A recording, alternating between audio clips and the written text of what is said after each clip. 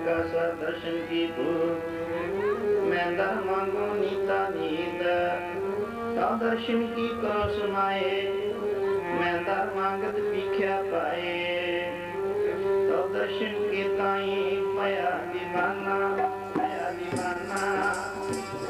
दर्शन के ताई पया दीवाना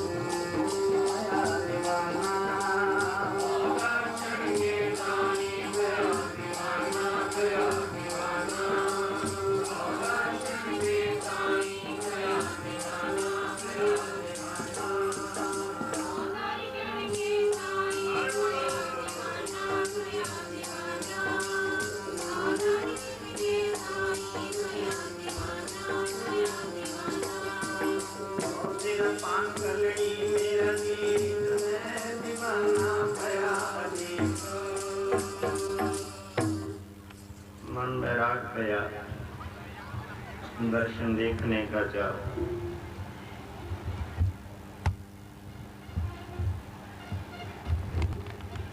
बैरागी पुरुष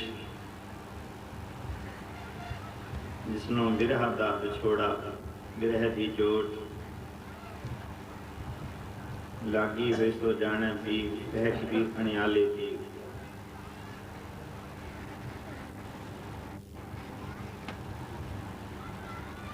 विछोड़े दा दुख विछोड़े दा दर्द जिस सखी नूं गुरु प्रीति गुरु के शब्द द्वारा ज्ञान है चानण है दिल दे विच शब्द दा प्यार शब्द दी खिच सतसंगत दी तड़प गुरु प्रीति वैराग पैदा हो गया उन्हां दी बात सतगुरु गुरबाणी विच कहंदे हन दिनों ते चंगा मन बसै मंत न मानै कोई राम वियोगी ना जिए जिए तो गौरा कमणिया वर्गी हाल चलिया वाली हालत हो जाती गौरा दीवाना मस्ताना बन जाता है जिमें मच्छी नूं पानी ना मिले भुखे नूं अन्न ना मिले अमली नूं अमल ना मिले ਉਹਦੇ शरीर में कितना खेद होंदा है कितना कष्ट होंदा है भला आप ही तकाजा लगाओ इसी तरह सत्संगी पुरख नूं रोजाना का जिहदा सुभाव बनिया होया है अमृत लुटण का सत्संगत विच बैठ के हरि जस कीर्तन सुनण का वो कदों चाहुंदा है कि मेरा एक दिन नागा पै जाए वो मौसम की परवाह भी नहीं करता जिहदा गुरु नाल प्यार है झक्खड़ झांगी मींह बरस कि गुर देखण जाई भावें झक्खड़ मींह, बर्फ पाड़ा गर्मी सर्दी वो परवाह नहीं करता, हनेरी झक्खड़ झांझे वो गुरु दे दीदार लई उतावला हो जाता। गुरसिख गुर देखण जाई कक्कर बर्फ पाला बरस, वाह कैसे आनंद में पई। भावें पाला कक्कर बर्फ भी पई होवे फिर भी गुरु के मन का, गुरु के सिख का मन उतावला हो जाता है, बेचैन हो जाता है। कदों मैं जाके गुरु का दीदार करा, अपने सड़दे बलदे मन हिरदे को शांत कर ला। समुद्र सागर होवे वो खारा, भावें नदियां समुद्र भी क्यों ना खारे तरने पै जान। समुद्र सागर होवे वो खारा, गुरसिख लंघ गुरु पै जाए। गुरु प्रीति प्रेम भावना औ तेरा पांखलनी मेरा चीत मैं दीवाना पया अतीत। कर कासा दर्शन की भूख मैं अंदर मांगो नीता नीर। तो दर्शन की करो समाए मैं अंदर मांग पीछे। दर्शन की बाबता गुरबाणी में बड़े सुंदर गुरु जी ने बचन आखे, पंथ निहारी कामनी लोचन परी लियो सासा। गुरु ना पीजै पग ना खीसै हर दर्शन की आशा। हर दर्शन की आशा, हर दर्शन की आशा, हर दर्शन की आशा,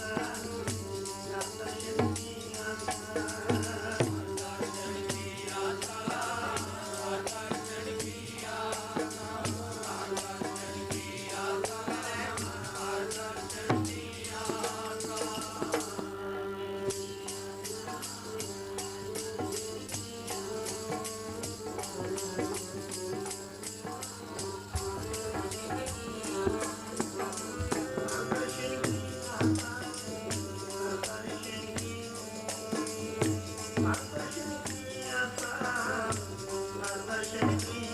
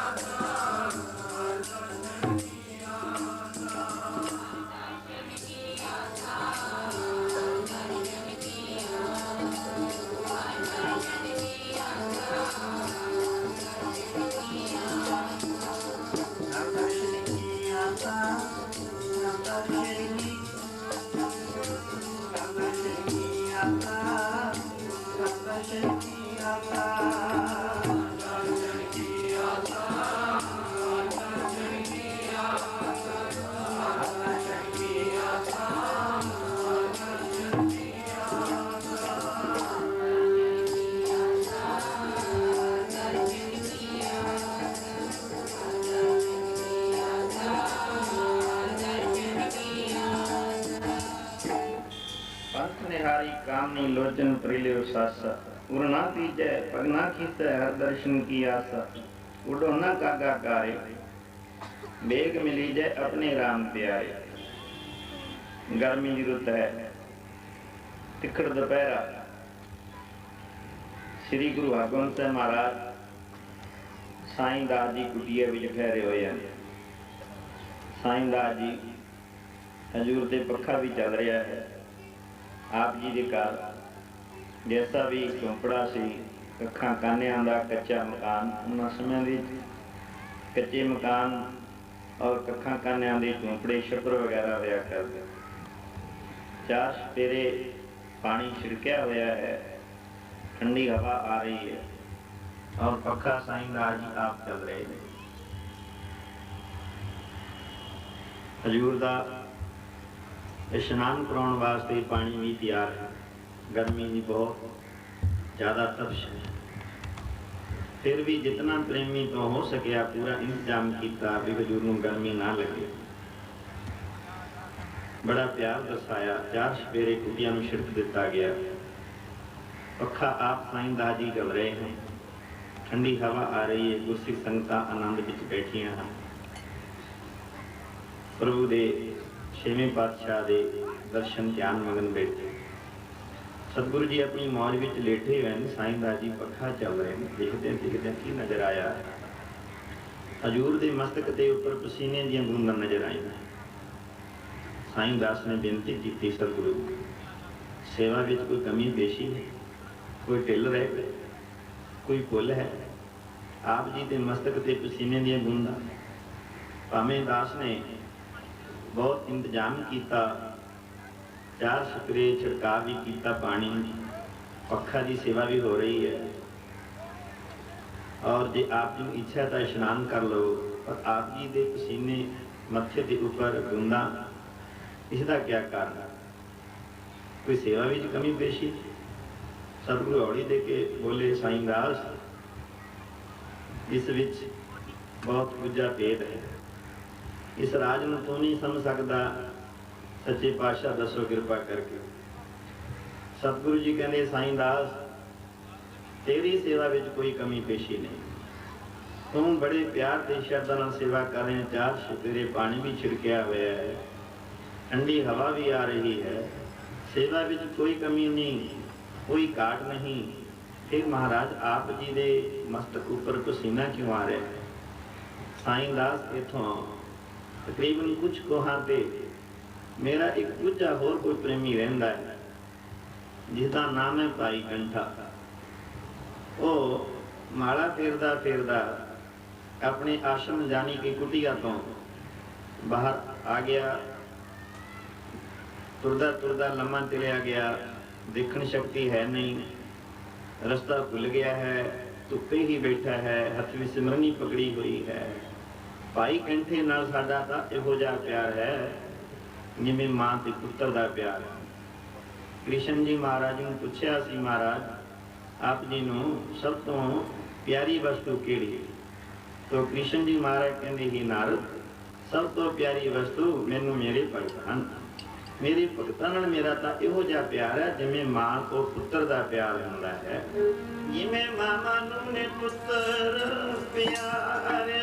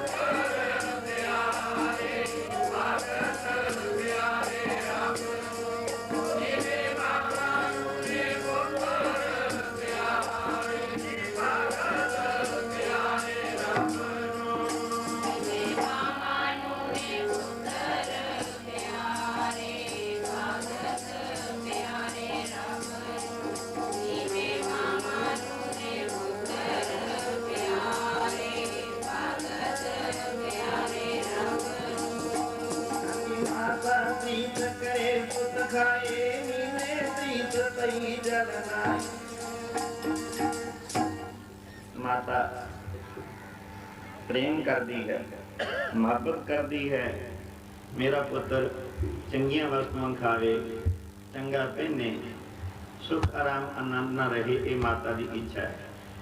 हर माई भाई किसान और किसी भी दीन धर्म का मेरा पुत्र की खावेगा, वड्डा होएगा, मैनू खट कमा के देगा। हर इंसान की इच्छा वो गल वखरी है। पुत्र मां दी पिता की सेवा धी पुत्र ना करे, पर दिली इच्छा माता पिता की हर किसान की इहो ही होंदी है। किरसानी किरसान करे लोचिया जीव लाए, हल जोता उद्यम करे मेरा पुत्र की। ਵੱਡਾ ਹੋਏ ਤਨ ਖੱਟ ਦੇ ਕਰ ਭੋਗ ਬਿਲਾਸਾ। ਵੱਡਾ ਹੋਏਗਾ ਮੈਨੂੰ ਖੱਟ ਗੁਰਸਿੱਖ ਦੇ ਮੁਖ ਵਿੱਚ ਭੋਜਨ ਪਵੇ। ਗੁਰਸਿੱਖ ਦੇ ਮੁਖ ਵਿੱਚ ਭੋਜਨ ਪੈਣਾ ਸਤਿਗੁਰੂ ਕਹਿੰਦੇ ਮੇਰੀ ਖੁਸ਼ੀ ਹੈ। ਮੀਨੇ ਪ੍ਰੀਤ ਪਈ, ਮੀਨ ਕਹਿੰਦੇ ਮੱਛੀ ਨੂੰ ਡੂੰਘੇ ਜਲ ਵਿੱਚ ਖੁਸ਼ ਰਿਹਾ ਕਰਦੀ। ਸਤਿਗੁਰ ਪ੍ਰੀਤ ਗੁਰੂ ਸਿੱਖ ਮੁਖ ਪਾਏ, ਮਾਤਾ ਪ੍ਰੀਤ ਕਰੇ ਪੁੱਤ। ਹਾਂ ਕ੍ਰਿਸ਼ਨ ਜੀ ਕਹਿੰਦੇ ਮੇਰਾ ਤਾਂ ਆਪਣੇ ਭਗਤਾਂ ਇਹੋ ਜਿਹਾ ਪ੍ਰੇਮ ਹੈ ਜਿਵੇਂ ਮਾਮਾ ਦਾ ਪੁੱਤਰਾਂ ਦਾ ਪਿਆਰ ਹੈ, ਜਿਵੇਂ ਪੁੱਤ ਦਾ ਮਾਂ ਦਾ। मोरो और संतन में श्रीमद भगवती वचन करते हैं कृष्ण महाराज। मोरो और संतन में को अंतरो नाही, मेरे विच और मेरे भगतां विच कोई भेद ही नहीं। मैं ही वस्त हूँ संतन कह रिदमा, उत्थे मैं ही वसदा हाँ संतां दे हिरदे च। जिथे अठो पैर वाहिगुरू दा राम नाम दा भजन हुंदा है, उत्थे मेरा ही निवास, उत्थे मैं ही रहना। जहाँ कीर्तन तेरा साधु गावे तै मेरा मन लगता, उत्थे मेरा मन लगता, चित्त लगता, उत्थे मैं सदा ही रहना जिथे प्रेमा प्रीति। जहाँ प्रेम नहीं वहाँ कुछ नहीं, जहाँ प्रेम है वहाँ सब कुछ है। साच कहो सुन लिखो सवै, जिन प्रेम की उतनी ही परवाह। ये तो मोहब्बत की बात है, वो तो बंदगी अपने बस की नहीं है। जहाँ तो सिर देके होते हैं सौदे, आश की इतनी सस्ती नहीं। सिर तरदी बात संत का मार्ग धर्म की पौड़ी कोविड पाकी, कोई विरले ही चल रहे। मर्जी बड़िया का मार्ग बड़ा सख्त और कठिन मार्ग है, इतने चलते ही मर्जी बने, पर इस मार्ग में आनंद भी बहुत है। ये मार्ग कठिन और बिखड़ा भी बड़ा है, इस मार्ग में आनंद भी बहुत है, पर इस मार्ग से चलते भी कोई विरले ही हैं। जहाँ तो सिर देके होते हैं सौदे, आश की इतनी सस्ती नहीं। बहुत औखा जो कमाना, औखा जो कमाना, औखा जोग मलंग दा सिर ते चकनी नागां दी खारी। खारी चक्की तो नाग डंग चलाउंदे, बैत नागां दी माड़ी। पटारी भर के नागां दी चुकण वाली बात है। जहरीले नाग जिवें टोकरे विच पा के सिर ते उठा लिए, जो कमाना इतना कठिन है। तो देखिए ना भुगतां की चाल नराली, चाल है नराली भुगत हंकेरी, देखण मार्ग लप लूब अहंकार तज कृष्णा बहुत नाही बोलना। खन्नो दिखी बालो निकी एत मार्ग बड़ा कठिन। चल भगतां दी दुनिया दे नालों न्यारी,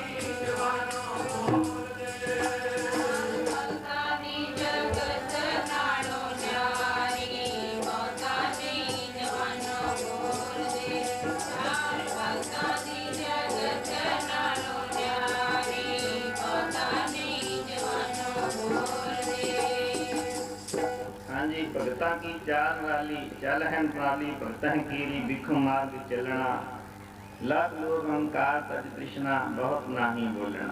भाई सर भाई गुरदास जी जो कि गुरु घर के वेद व्यास मने हैं हरता करता तरता गुरु साहब जी दे पंचम पातशाह महाराज जी ने मामा जी और जो बाणी की लिखत भाई साहब भाई गुरदास जी तो सतगुरु ने आप इस घर के लिखारी भी हुए और गुरु साहब के रिश्तेदारी तौर पर मामा जी भी सन।